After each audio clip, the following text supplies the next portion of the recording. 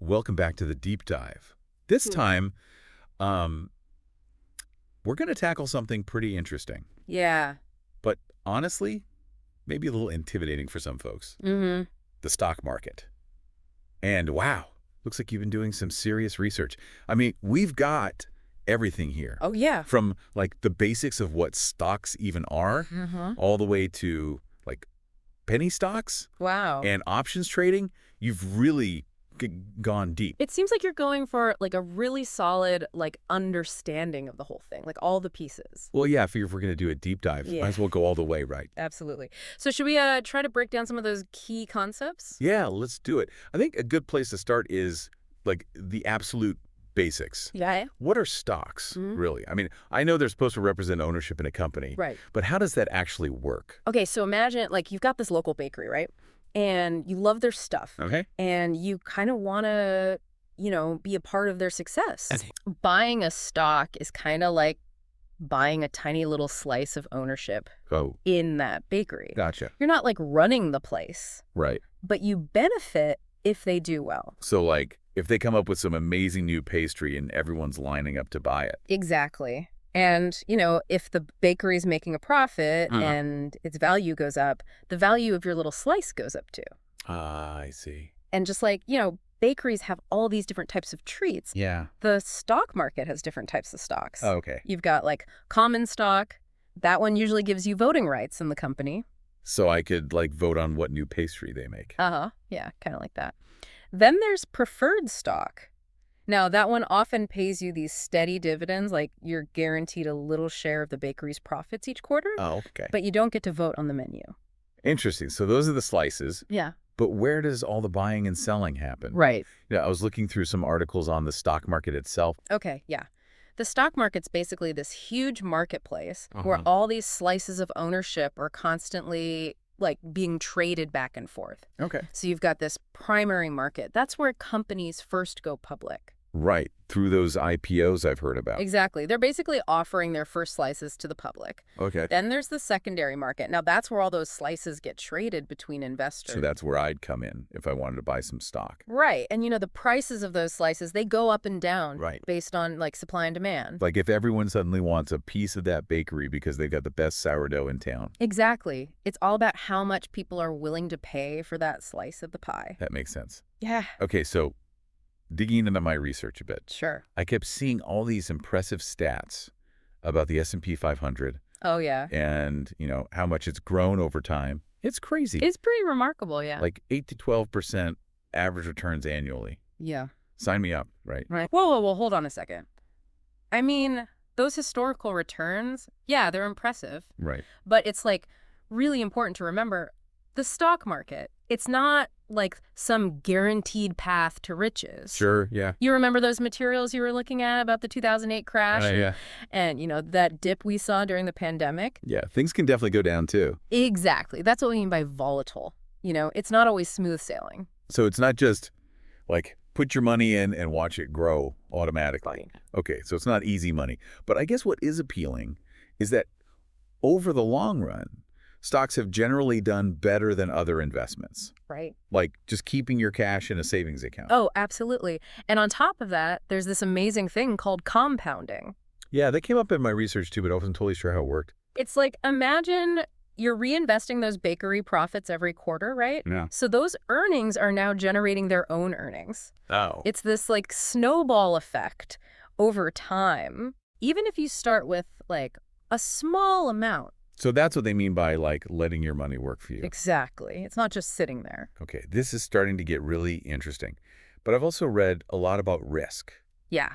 It seems like Yeah. every article mentions risk tolerance. It's crucial. It's like, how comfortable are you with the ups and downs of the market? Some people, they're totally fine with these big swings in their investments. Okay. Other folks, they prefer things to be, more stable, more predictable. Yeah. Even if it means maybe slower growth. It's really about like finding what lets you sleep at night. That's a good point. Speaking of risk, Yeah. you mentioned that you'd had this experience where like you got caught up in the excitement of some hot new stock, Oh, yeah. didn't really do enough research, Uh-huh. and, well, let's just say it didn't end well. It was a learning experience, let's put it that way. Okay, so how do you, like, avoid those emotional traps? Hmm. Is it all about just like being super disciplined and ignoring all the hype? Discipline definitely helps. But one of the best ways to fight, you know, that emotional investing is to really understand your goals. Like, why are you even investing in the first All place? right. What are you hoping to do with this money? You mentioned wanting to learn more about like investment goals and planning. Yeah. Maybe that's a good place to go next. Would you say understanding your goals is like the first step towards building a solid investment plan? It's absolutely the first step. It's kind of like, you're building a house. Mm-hmm. You wouldn't just start building without a blueprint, right? Definitely not. Having clear investment goals is like having that blueprint, for your finances. Okay, I like that analogy. So how do you actually go about setting those All goals? right. Is it as simple as like saying, I want to retire early Mm-hmm. or I want to buy a vacation home? Yeah. Well, those are good starting points. Yeah. But, we got to get a little more specific. Remember that stuff you're reading about SMART goals? Oh, right. Specific, measurable, achievable, relevant, time-bound. So instead of just like retire early, I might Yeah. say, I want to have enough invested to retire comfortably by age 55 Exactly. with a monthly income of like $5,000. That's a SMART goal. It's specific, it's measurable. Hopefully it's achievable.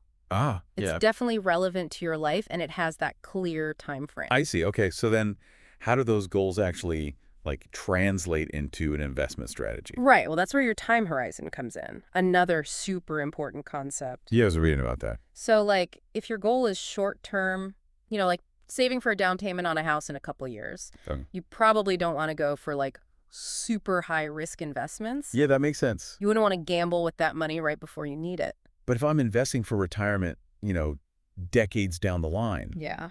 then I can afford to like take on a bit more risk, knowing that I have time to recover if the market dips in the short term. Precisely. You've Yeah. got more time to ride out those ups and downs. Okay, that makes sense. I was also looking at some stuff about index funds. Yeah, those are often recommended for beginners. And I get the concept, like buying this basket of stocks that tracks a certain market index, like the SP 500. Mm-hmm.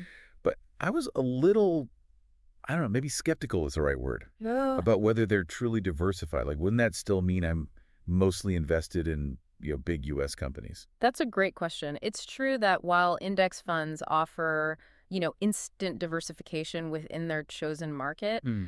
you're right. They might not be as broadly diversified as some folks might want. Okay. And, you might be a little limited in terms of flexibility. You're kind of tied to how that specific index performs. So when would someone want, like, more control over their investments, Yeah. even if it means more, work and research on their part? Well, if you have like specific sectors or industries that you're like really interested in, Okay. or if you want to, tailor your portfolio to kind of match your values, say investing in like socially responsible companies or Mhm. something, Right. then yeah, you might want to look beyond just those basic index funds. Makes sense.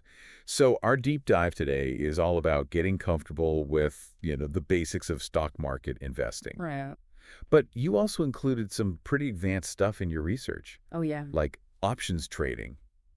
I'll be honest, I found that part a little confusing. Options, yeah, they can be a bit complex, but they don't have to be like totally intimidating. Okay, good. Maybe we can try to like demystify them a little bit. So at their core, Mm-hmm. options are contracts that give you the right but not the obligation to buy or sell something like a stock at a certain price within a certain time frame. So it's kind of like having a reservation at a restaurant. You can choose to show up, or you can skip it if your plans change. Uh-huh. Yeah, that's actually a pretty good analogy. So there are these two main types of options, right? Calls and puts. A call option, Okay. that's a bet that the price of a stock is going to go up. And if you're right, then you get to buy the stock at that lower agreed upon price and then sell it at the higher market price for a profit. So it's like locking in today's price for a pizza that you think is going to be way more expensive tomorrow. Exactly. Now, a put option, that's the opposite. It's a bet that the price of a stock is going to go down. And if you're right, you can sell the stock at the higher agreed upon price, even though the market price has dropped. Ah, so it's like insurance in case the price of your pizza topping suddenly crashes. Aha, you got it. So yeah, options can be a way to like potentially magnify your returns, but they also come with bigger risks. It's not something to just jump into without really understanding how they work. Speaking of risks, you also were looking into penny stocks. Oh, yeah. those super cheap stocks that, like, almost seem too good to be true. Right. So what's the deal with those? Yeah, I mean, penny stocks, they can definitely be tempting Yeah. because of that low price, right? It's Yeah. easy to think, oh, if I buy like 1,000 shares for just a couple bucks, I could make a fortune if it goes up even a little bit. Yeah, I could see the appeal. But there's definitely a but coming. Okay, I figured. Penny stocks, a lot of times they're shares of, really small companies Anyway. with not much of a track record. Hmm. And they're often traded on these over-the-counter markets, Right. which don't have as much oversight as like the major exchanges. Oh, So basically, all this means they're super volatile yeah. and they can be manipulated, pretty easily. So not quite the easy money they might seem at first glance. Right. You mentioned liquidity risk earlier. Yeah. Penny stocks are a perfect example. Like, it can be hard to find a buyer when you want to sell. Oh, I see. So you can get kind of trapped in a losing position. Okay, that's good to know. So in my research, I also came across something called REITs. Oh, yeah, real estate investment trusts. Right, but I wasn't really sure how those fit into, like, the whole stock market picture. So REITs are basically a way to invest in real estate without actually having to buy any property yourself.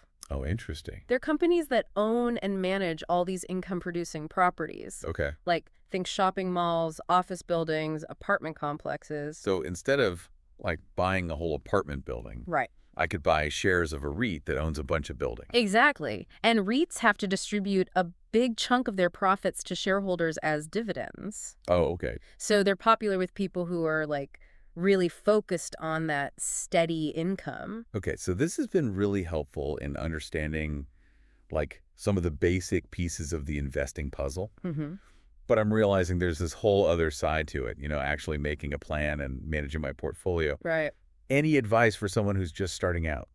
Honestly, one of the best things you can do is just start early. Okay. The sooner you get going, even with small amounts, the more time you have for that compounding to work its magic. Even if it's just, like, my pizza night budget each month? Exactly. It all adds up over time. And don't be afraid to start small and learn as you go. There's so much information out there. Yeah, it can be overwhelming. It can be. But there are books, websites, online courses, even robo-advisors that can help you make decisions. So I don't need to become, like, a financial expert overnight. No, not at all.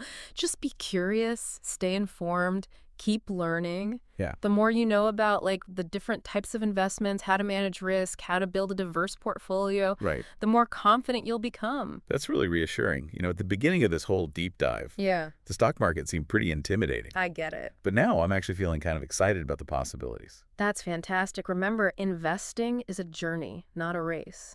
Don't get caught up in comparing yourself to other people. Right. Focus on your own goals, your own comfort level with risk, and your own path to, financial well-being. I love that. This has been so eye-opening, really. Exploring all these concepts with you. I Yeah. feel like I have such a better grasp on things now. Great. And honestly, I'm looking forward to learning even more. That's the spirit. And remember, if you ever have any more questions Yeah. or want to explore a new investing idea, you know where to find us. Absolutely. Thanks so much for this deep dive. Of course. Happy investing.